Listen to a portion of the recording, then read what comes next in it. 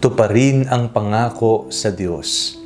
Ako po si Father Fiel Pareha at ito po ang ating segment, ang Daily Devotion, na kung saan tayo po ay magdarasal, magbabasa at magdidilay kasama ng salita ng Diyos sa buong taon. Manalangin tayo. Sa ngalan ng Ama, ng Anak at ng Espiritu Santo. Amen. Halina, banal na Espiritu, tiwanagan mo ang aming puso at isip nang maunawaan at may sa buhay namin ng iyong salita. Amen. Our Bible passage for today is from the book of Psalms, chapter 116, verses 12 to 19, and I read it for you.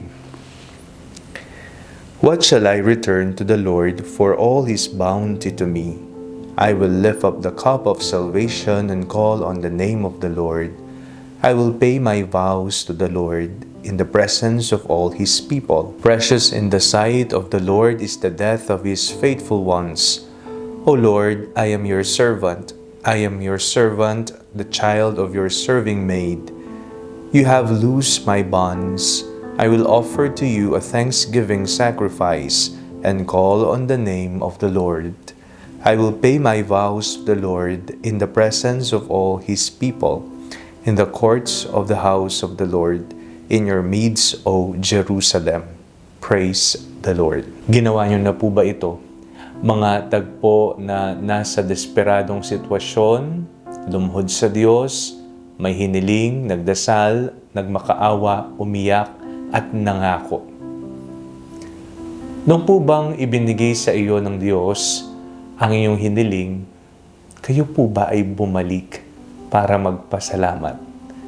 Isa po sa nagiging sakit po natin bilang mga alagad ng Panginoon ay kilala natin ng Diyos kapag tayo ay may pangailangan sa buhay o kaya nasa desperadong sitwasyon tayo. Pero kapag hayahayang buhay, kapag ang buhay ay maalwan, parang nakakalimutan natin ng Diyos.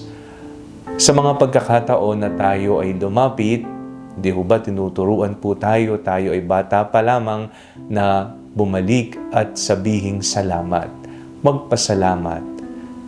Ang ating Panginoon ay may mabuting kalooban sa atin.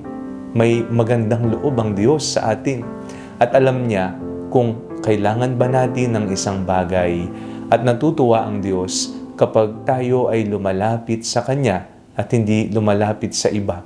Sapagkat sa ating sarili lamang lakas, hindi natin magagawa ang isang bagay o mapagtatagumpayan ang isang problema. Sapagkat ang Diyos ay may magandang loob sa atin, tutulungan niya tayo.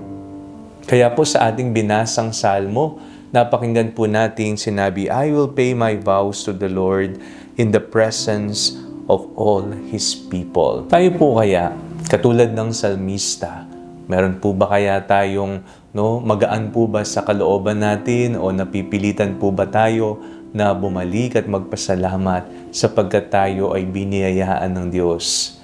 Gawin po nating ugali ang palaging nagpapasalamat sa Diyos, maalwan man o mahirap ang ating buhay. Manalangin tayo. Panginoong Jesucristo, maraming salamat po sa lahat ng biyayang ipinagkakaloob niyo sa amin araw-araw. Amen. Sa ngalan ng Ama, ng Anak at ng Espiritu Santo. Amen. Huwag po ninyong kalimutang i-like ang video ito, mag-comment po kayo and share it with your family and friends. Ang panalangin bago matulog ay may sariling Facebook page na po. Huwag niyo pong kakalimutang mag-like at mag-follow dito and do not forget to subscribe to our YouTube channel. I-click niyo lamang po ang link na nasa description ng video ito o kaya naman po just search Father Fiel Pareha.